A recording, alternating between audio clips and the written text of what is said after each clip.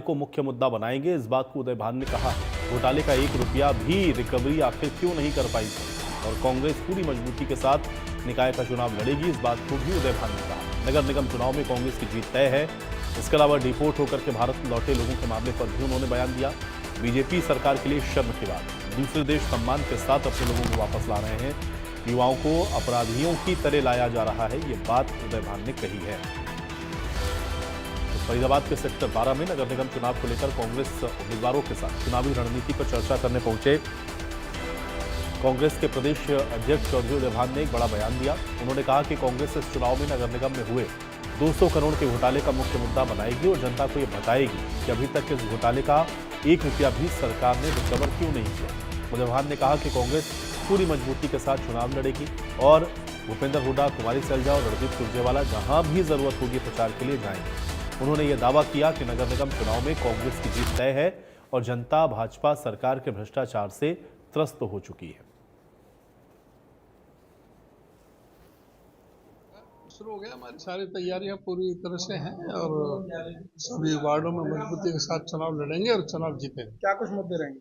मुद्दे हैं सीधे कि जो फरीदाबाद का जो बदहाल कर रखा है, स्मार्ट सिटी का जो झांसा दिया, और यहाँ चाहे वो गंदगी के ढेर हों, चाहे सीवरेज व्यवस्था का है, चाहे पानी का है, चाहे हाउस टैक्स का है, जो लोगों से जुड़े हुए मुद्दे हैं, आज उससे बहुत ज्यादा तंग और परेशान है।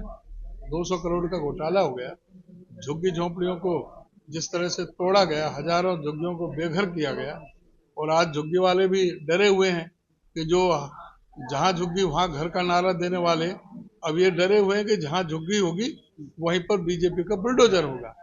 और जो गरीब आदमी, जो एक जिनको कहा गया था कि 2022 तक कोई सर ऐसा नहीं रहेगा जिसके सर पर छत ना हो, प्रधानमंत्री आवास योजना के तहत हरियाणा में 1,80,000 मकान बनाए जाने थे, वो योजना इन्होंने रद्द कर दी। ये भाजपा सरकार से पूछने की बात है कि वो योजना रद्द क्यों की। छोटे छोटे देश, वेनेजुएला, अपना वो ये कोलंबिया, मैक्सिको, कनाडा, उन्होंने अपनी बाकायदा एक इज्जत के साथ, सम्मान के साथ उन्होंने अपने हवाई जहाज भेज करके अपने जो नागरिकों को बुलाया, और जब उन्होंने भेजा अपना जहाज अमेरिका का, तो अपनी धरती पर नहीं उतरने दिया। ये लाल आंख की बात करने वाले लोग, इनका जो 56 इंच का सीना नहीं है, 26 इंच का सीना बन करके रह गया। आज बड़ा देश को शर्मसार होना पड़ रहा है कि हमारे नागरिकों को इस तरह से हाथ में हथकड़ी, पांव में बेड़ी, गले में भी और उसमें कमर में भी जिस तरह से जंजीरों से जकड़ा गया है, एक बहुत ही एक क्रिमिनल लोगों की तरह और फौजी विमान के जरिए, और एक तरह से यहाँ पर अमृतसर में भेज करके ये ज्यादातर हरियाणा और पंजाब को बदनाम करने की जो साजिश है, लोग इस बात को समझ रहे हैं।